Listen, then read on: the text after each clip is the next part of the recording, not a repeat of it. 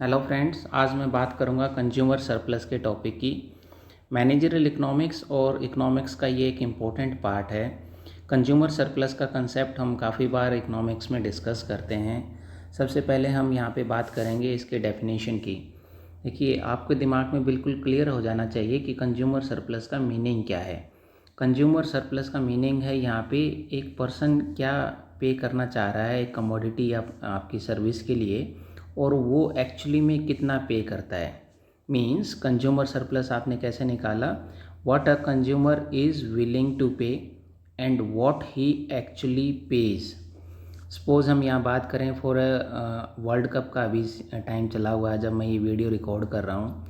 एक cricket match में ticket के लिए आप 2,000 रुपये देने को तैयार हो और आपको वो टिकट 1,500 में अवेलेबल हो जाती है, तो इस केस में कंज्यूमर की विलिंगनेस कितनी है 2,000, but what he actually page 1,500।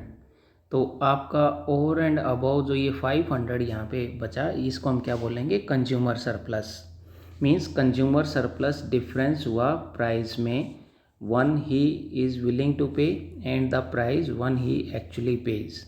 आप डॉक्टर मार्शल का भी यहाँ पे डेफिनेशन कोट कर सकते हो। अब हम टेबल के थ्रू और एक सिंपल डायग्राम के थ्रू सेम कंसेप्ट को यहाँ पे डिफाइन करेंगे। देखिए, सबसे फर्स्ट कॉलम में हमने लिया है नंबर ऑफ़ यूनिट्स जो आप कंज्यूम कर रहे हो 1 to 6। फिर हमने लिया marginal valuation, means marginal utility का हम कंसेप्ट ऑलरेडी पढ़ चुके हैं। वो डिक्रीजिंग होता जाता है जैसे जैसे आप नंबर ऑफ़ यूनिट्स को वहाँ पे आप ज़्यादा कंज्यूम करते हो। प्राइस ये कांस्टेंट रहेगा चाहे आप कितनी कमोडिटी आप कंज्यूम करो। और जो नेट मार्जिनल बेनिफिट है वो डिफरेंस दोनों का हम निकालेंगे, मार्जिनल वैल्यूएशन और प्राइस के बीच का।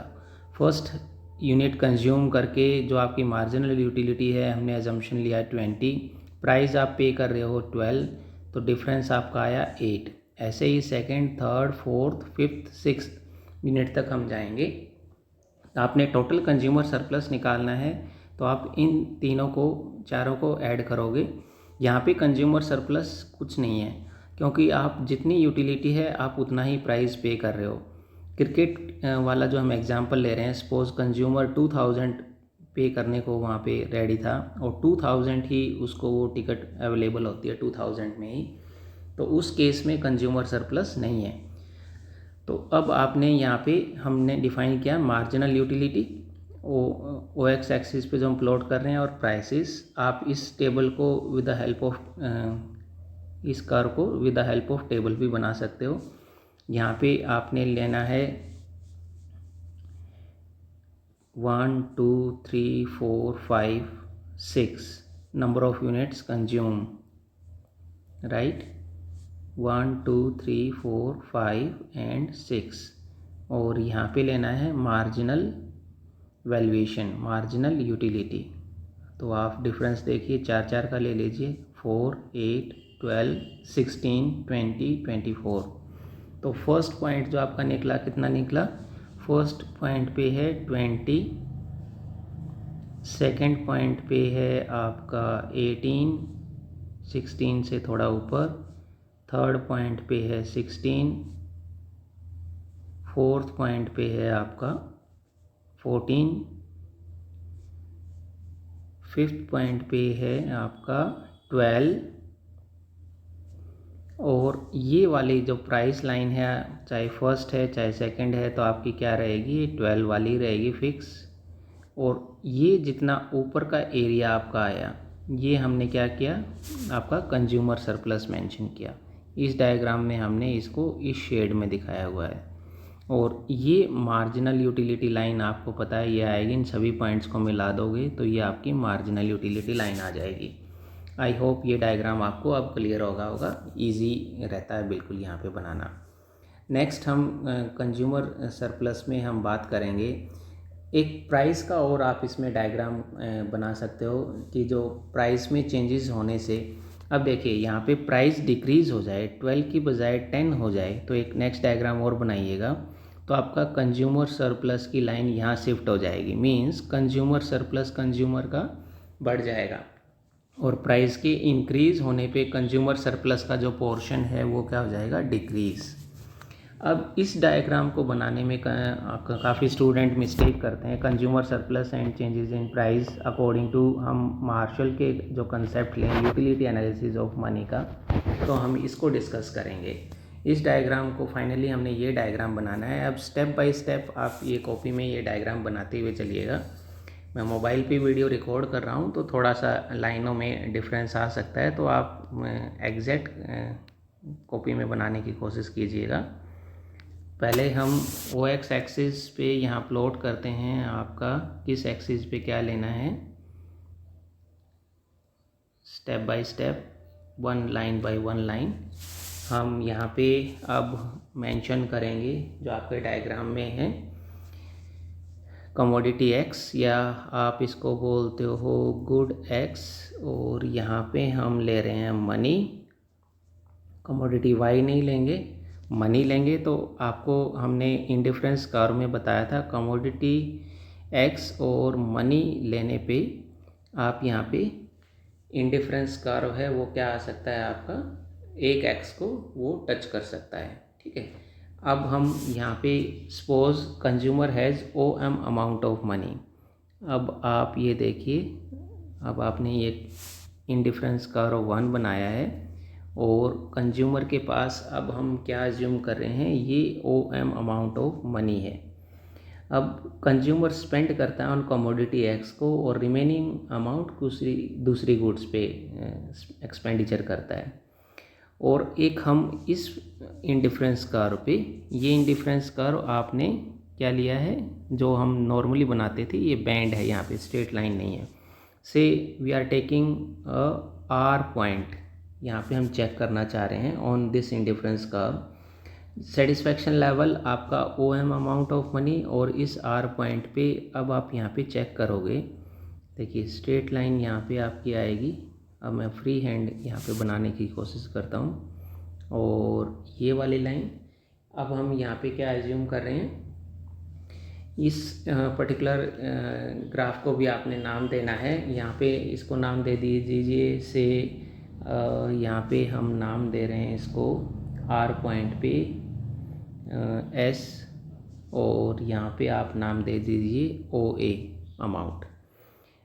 अब यहाँ पे हमने प्लॉट करना है, सपोज जो कंज्यूमर की जो इनकम है, यहाँ पे प्राइस लाइन है commodity in market is such that, कि जो बजट लाइन है वो बजट लाइन आपने यहाँ पे प्लॉट करनी है। और बजट लाइन यहाँ पे जैसे ही प्लॉट करोगे तो आपकी यहाँ पे सारी चीज़ें क्लियर हो जाएंगी। ये बजट लाइन आप स्ट्रेट लाइन, इस एक्स को थोड़ा सा आगे कर लीजिए, और अब बजट लाइन है ऐसा कम्बिनेशन, इस पॉइंट को आप ऊपर तक लेके जाइए, एम पॉइंट तक भी आप इसको लेके जा सकते हो, यहाँ तक बजट लाइन इज़ दैट। और यहाँ पे जो ये कम्बिनेशन बना, इस कम्बिनेशन में हम क्या कह रहे हैं, इसको भी आप नाम दे दीजिए। अब ओ ए कमोडिटी परचेज करने के लिए कंज्यूमर कितना एक्सपेंडिचर करने को तैयार है, एम एस आपका एक्सपेंडिचर करने को तैयार है, और ओ एस उसके पास रिमेनिंग अमाउंट रहेगा।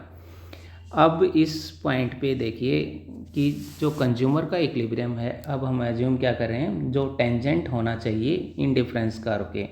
आपने दो कंडीशन पढ़ी होंगी कंज्यूमर इक्विलिब्रियम के लिए, एक मार्जिनल जो आपकी ये हम जो बजट लाइन कह रहे हैं, ये टेंजेंट हो आपके इंडिफरेंस कर्व के, और इंडिफरेंस कर्व हो कॉन्वेक्स टू द ओरिजिन के। अब यहाँ पे वो आर पॉइंट से निकलता हुआ एक नया इंडिफरेंस कर्व बनाइएगा IC2। अब इक्विलिब्रियम कहाँ पे है, इस पॉइंट पे है, से दिस इज़ H पॉइंट। और अब आप यहाँ पे आइए T पॉइंट, कंज्यूमर कितना एक्सपेंडिचर करने को तैयार था इस ओ ए अमाउंट को परचेज करने के लिए, ये वाला अमाउंट MS, बट एक्चुअली में पे कितना कर रहा है वो MT। तो जो ये ST वाला एरिया रह गया, ये आपका आएगा कंज्यूमर सरप्लस इस केस में। आई होप ये डायग्राम आपको क्लियर हुआ होगा। नहीं क्लियर हुआ तो हम एक बार इस डायग्राम को फिर बना लेते हैं। हमने स्टार्टिंग की थी आपकी 1 मिनट, ये लाइनें मोबाइल पे बनाना थोड़ा सा टिपिकल हो जाता है। सबसे पहले हमने यहाँ पे लिया है मनी, यहाँ पे गुड एक्स। अब सपोज करें हम यहाँ पे, अब आपने बनाया है इंडिफरेंस कर्व 1 और इस पे कोई भी एम्प्टी अमाउंट ऑफ मनी है OM, और इस पे हम एक ने कम्बिनेशन लिया है जिसको हमने नाम दिया था, जो डायग्राम में है आपका बुक में वही दे दीजिएगा, कोई भी R कम्बिनेशन ले सकते हो सपोज। और इस कम्बिनेशन पे इतना अमाउंट गुड एक्स का परचेज़ किया और हमने इसको नाम दें ST, और हम यहाँ पे क्या करें, MS is equal to FR, means इतना अमाउंट आप एक्सपेंडिचर करने को रेडी हो OA गुड के लिए। अब मार्केट में हम क्या अज्यूम कर रहे हैं, कंडीशन ऐसी हैं, suppose that price of commodity X in the market is such that we get the budget line ML, और वो बजट लाइन हमने कहाँ पे निकाली है, दिस वन ML। और इस बजट लाइन पे जो आपका कम्बिनेशन है गुड एक्स का, जो हम कम्बिनेशन लेंगे, means ML is tangent to the indifference curve IC2। अब आपने IC2 इस पॉइंट को माइंड में रख के बनाना है, IC2, और IC2 को यहाँ पे हम नाम दे रहे हैं H पॉइंट, और ये T पॉइंट निकला। कंज्यूमर कितना विलिंग था पहले OA अमाउंट परचेज करने के लिए MS, बट अभी एक्चुअली कितना पे कर रहा है वो MT। तो दोनों के जो बीच का डिफरेंस है TS, ये वाला जो डिफरेंस है ये आपका कहलाएगा कंज्यूमर सरप्लस। आई होप ये सेकंड टाइम में डायग्राम आपका और क्लियर हुआ होगा, और स्टिल आपको कोई कन्फ्यूज़न है तो I am always open to solve your query. Thank you so much for watching this video, and I will try just to make your 100% syllabus of managerial economics through my videos, so that easily जो आप इस subject को वहाँ पे revise कर पाओ और आप अच्छे से नंबर से पास हो जाओ। Thank you.